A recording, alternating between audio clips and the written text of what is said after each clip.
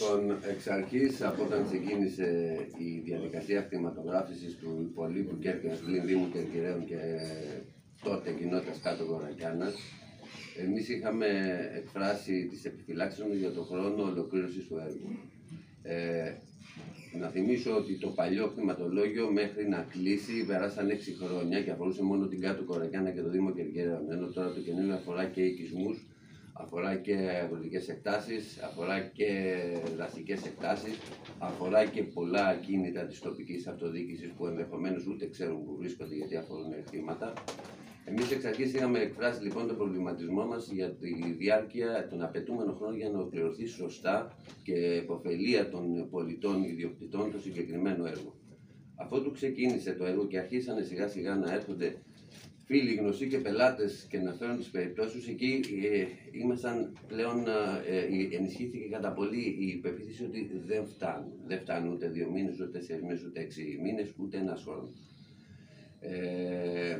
Αυτή τη στιγμή, με την απόφαση αυτή της κτηματολογίου ΑΕ να μην δοθεί παράταση, μεταπηδούμε αυτομάτως από τις εμπρόθεσμες δηλώσεις στις εκπρόθεσμες, με ό,τι αυτό μπορεί να σημαίνει στο μέλλον, ενδεχομένως και επιβολή κάποιου τέλους επιπλέον. Ο χρόνος είναι λίγος και ο χρόνος, ακόμα και η διαδικασία, αν συνεχιστεί, αποβεντούνται κάποιες αποφάσεις του ΔΣ που ακούγεται περί εκπρόθεσμων δηλώσεων άνευ επιβάρυνσης, απαιτείται κάποια απόφαση του Διοικητικού Συμβουλίου της Κτηματολογίου ΑΕ που δεν αμφιβάλλονται ενδεχομένως αυγή, αλλά δεν πάβουμε να βρισκόμαστε πλέον σε καθεστώς εκπρόθεσμων δηλώσεων.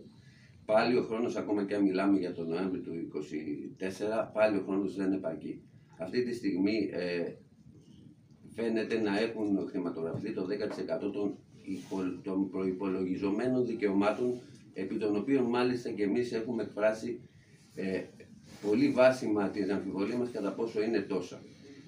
Ενδεχομένως και γιατί στην ιστοσελίδα την επίσημη του κτηματολογίου έχουν χωρίσει κατ' εκτίμηση τα ΚΑΕΚ, δηλαδή τις ιδιοκτησίες, και πάνω σε αυτό ενδεχομένως υπολογίζουν με κάποιους συντελεστές το πλήθος των δικαιωμάτων. Αν κάποιος κοιτάξει στην περιοχή του που ενδεχομένως γνωρίζει, θα δει ότι εκεί που έχουν ένα ΚΑΕΚ που ενδεχομένως υπολογίζουν ότι θα είναι 1-2 δικαιώματα, και γνωρίζεις εκεί πέρα μπορεί να βρίσκονται και 18 και 20 δικαιώματα.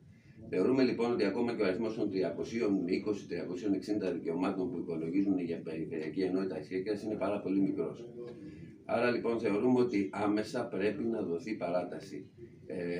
Οφείλει η κυβέρνηση, γιατί είναι απόφαση Υπουργού, να δώσει παράταση προκειμένου να μην μεταπέσουμε στην κατηγορία των εκπρόθεσμων δηλώσεων, ότι αυτό μπορεί να σημαίνει.